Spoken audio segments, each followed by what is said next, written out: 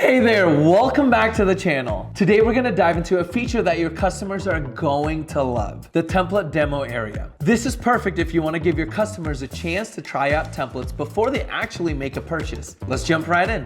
One thing we've noticed is that customers love getting a hands-on experience with templates before buying them. So, as a template seller, you have the option to offer any of your templates in a personalized demo area. This demo area lets customers try out the editing tools just as they would if they purchased the template, but with a few limitations to protect your designs. In the demo area, visitors can fully customize templates just like they would if they owned it, but they can't save their edits. So they can experiment with fonts, colors, and layouts to see how it would look for them, but nothing gets saved or downloaded.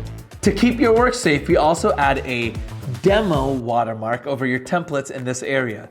This protects your designs, especially if someone tries to screenshot your template. With the watermark, they get a preview of the template without being able to walk away with your work for free.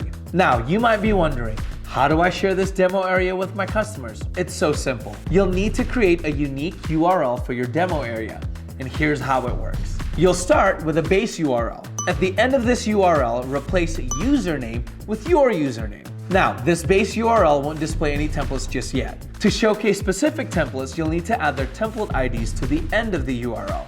You can add as many IDs as you like, just separate each ID with a comma. Let's say I want to include 3 templates. I'd simply add their template IDs after my base URL, separated by commas with no spaces. Now, when customers click on this link, they'll just see those 3 templates in the demo area. One tip we found works really well is including the demo link in your product listings.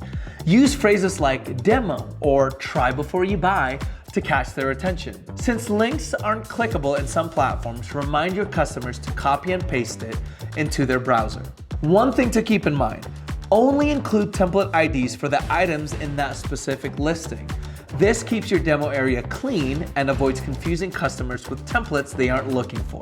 If you're selling on Etsy, they don't allow clickable links in listing descriptions, so customers will need to copy and paste the URL. It's an extra step, but it's pretty straightforward. And that's all there is to it.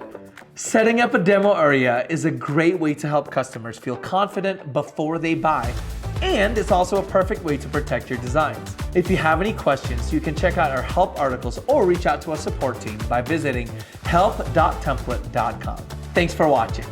Be sure to like and subscribe for more template tips, and I'll see you in the next video. And with that, happy designing.